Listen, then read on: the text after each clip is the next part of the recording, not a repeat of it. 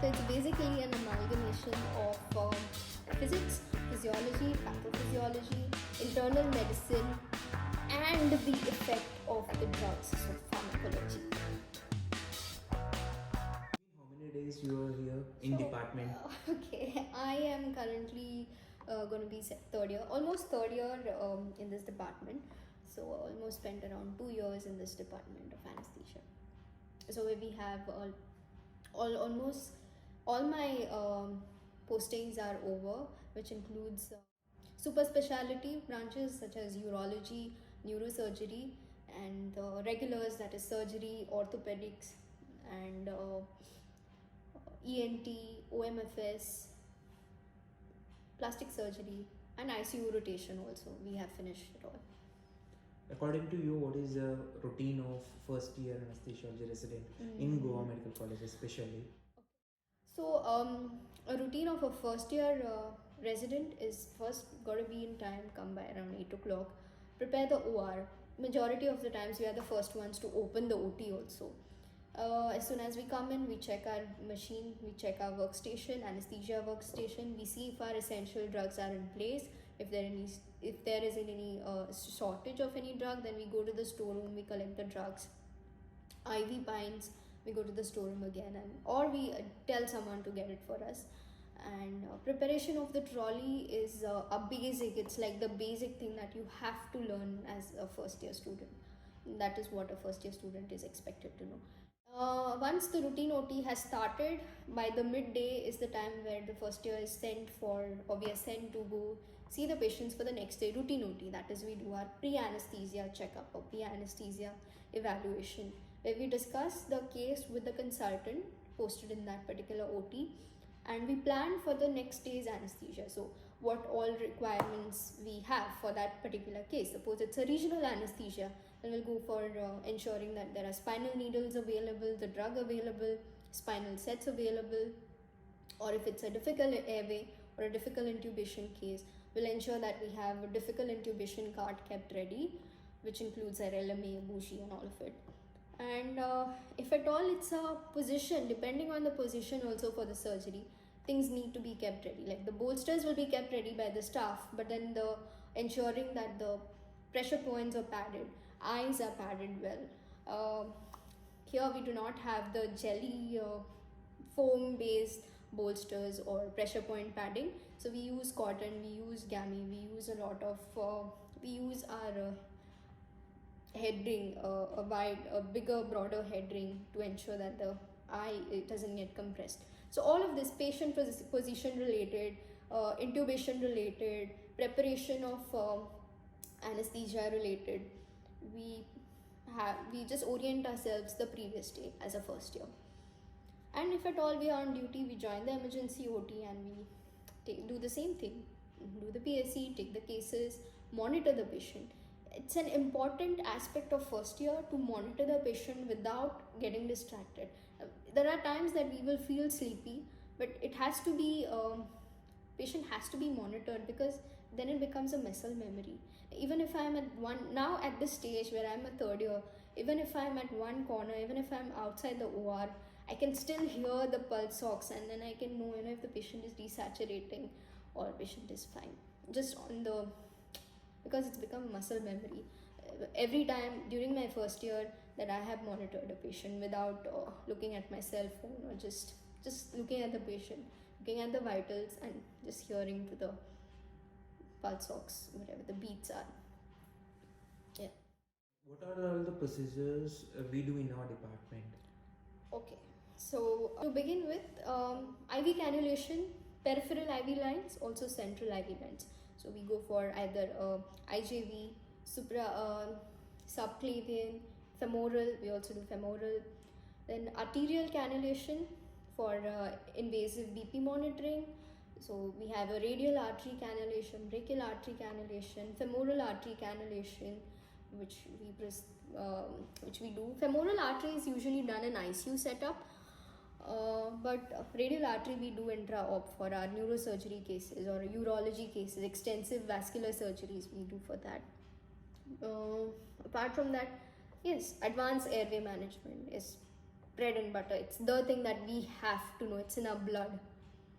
So intubation, placement of supralaryngeal airway device, intubation with regular laryngoscopes, with video laryngoscope, with fiber optic bronchoscope.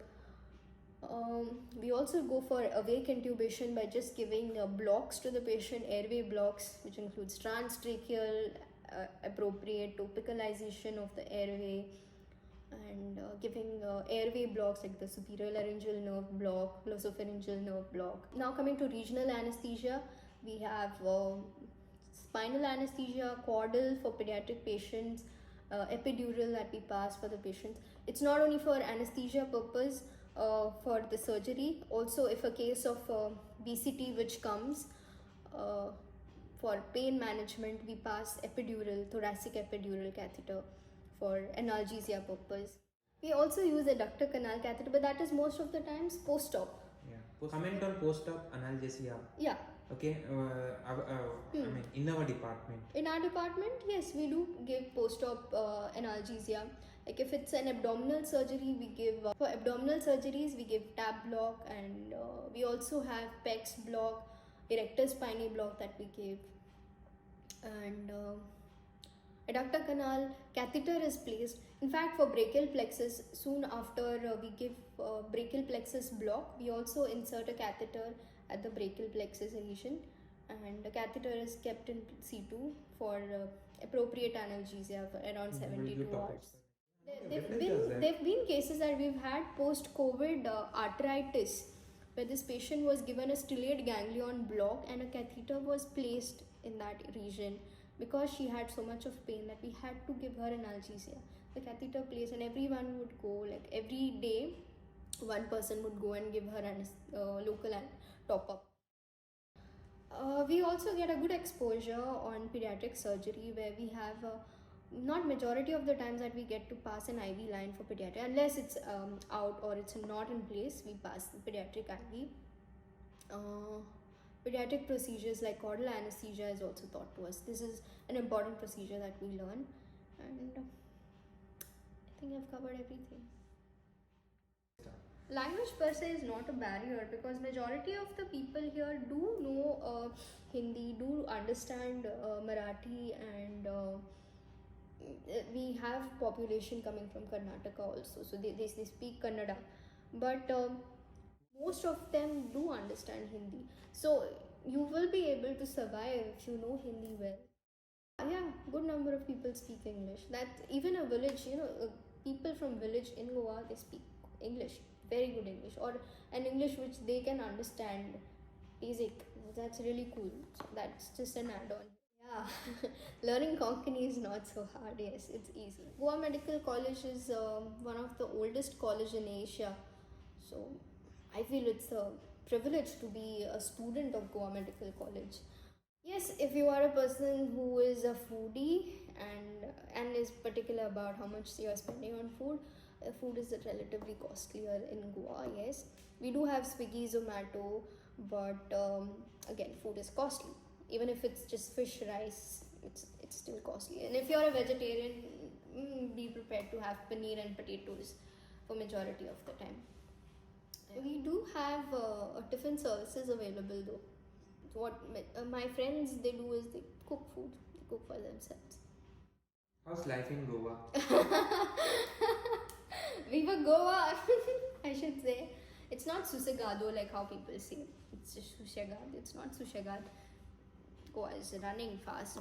It's not sushegad, mind you. What is sushegad? Sushegad is lazy and chilled out attitude. No, it's not so. Everyone is on the run. It's a Goan term. It's a Konkani term that we use, sushegad. And in fact, we use it in our anesthesia also. Like when we are telling a patient to take breaths, we say sushegad shwas ghe. That means like aram se saas lo. So yeah, it's not really that. It's going fast. Things are changing here in Goa also. But I kind of feel very much happy to be here, because first, I'm in one of the Asia's oldest colleges. Second, being in Goa, having all of its freedom, security, being a girl, having the security is essential also. And yeah, the beach, who doesn't like the beach and the waters and the waterfalls also, and the treks which happen in the rains. This is the last question, okay? Show the picture. If they come to Goa, what is gonna happen? Palace, I was like, dude, I fell for it. Okay, so our duties are very much frequent. That means every third day we get OT postings. Every third day we get OT emergency duty. That means you've got to be there every third day, 24 hours available in the OT. Then we have a routine OT which goes on for long. If you're stuck in neurosurgery, which is a super specialty branch, and they have a long case going for like 7 to 8 hours or maybe 12 hours, and you're stuck in the OT, and even if you're on duty the next day, you have to come. So it sometimes does get tiring. Sometimes ICU, it is okay. That also mentioned. sometimes it is okay. You need that. You need to be like strong.